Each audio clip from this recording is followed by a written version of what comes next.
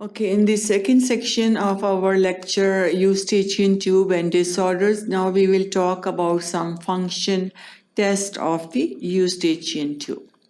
In this, we will talk about the Valsalva test, then we will talk about Politzer test, and then catheterization and Toynbee's test. First, the Valsalva test. This is build positive pressure in the nasopharynx so that air enters the Eustachian tube. So whenever there is a positive pressure buildup, usually the air, it enters the nasopharynx and then it enters the Eustachian tube. So Valsalva maneuver is performed usually by closing the mouth and pinching the nose, and then doctor asks the patient to exhale forcefully against the closed mouth and closed nose. So this procedure build up the positive pressure in the nasopharynx when we exhale against the closed pinched nose and closed mouth, and this can so that the air enters the Eustachian tube. So in positive pressure, air enters the Eustachian tube, and when there is negative pressure, air leaves the Eustachian tube. So in this, once the procedure is performed, usually it is examined that how it affects the movement of the tympanic membrane, and then it can be visualized with the help of the otoscope. So whenever, usually you can even tell this procedure to the patient if they feel heaviness in the ear or if they have pressure in the ear, to release that. They ask the patient to produce that popping sound, pop up of the ear.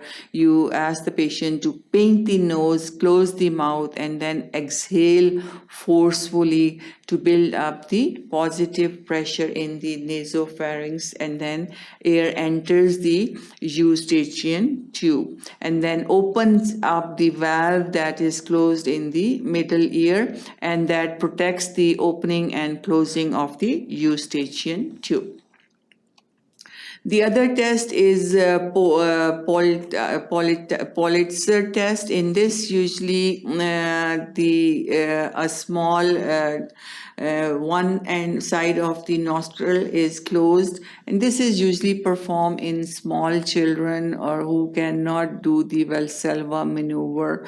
So in this, the one side of the nostril is closed or pinched, and then in the other side a tube, Politzer tube, is inserted with the bulb attached to it, and then air is inserted into the nose, and then ask the child to swallow as you push the air in. Again, the maneuver is to create positive pressure to open up the Eustachian tube so that the air enters into the Eustachian tube.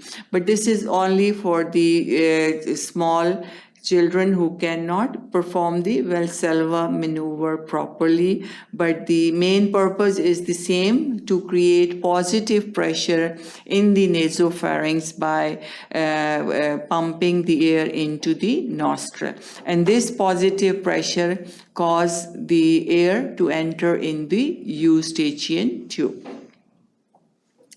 Then another catheterization, again, is the aim is the same, but in this the catheter is inserted through the nose into the Eustachian tube, and then the air is pumped into. It's little dangerous procedure. It can cause injury or the bleeding. So, but the technique is to insert the catheter through the nose, and then the balloon is inserted, and then if there is any obstruction or blockage, this is mainly used to create or to treat that dysfunction of the Eustachian tube as a result of any blockage, and then the catheter is inserted with the balloon that can cause opening of the Eustachian tube.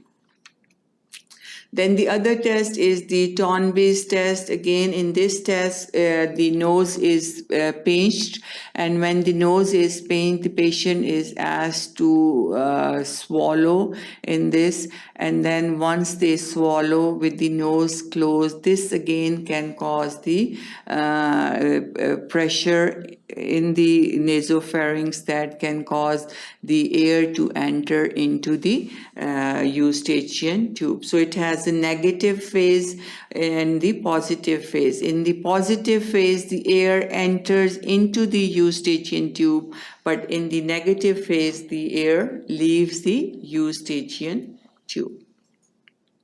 So all these tests, whether it's a Valsalva maneuver, it's Toynbee's test, it's the Politzer test, all these are the tests which are performed to find out whether the functioning of the Eustachian tube is normal.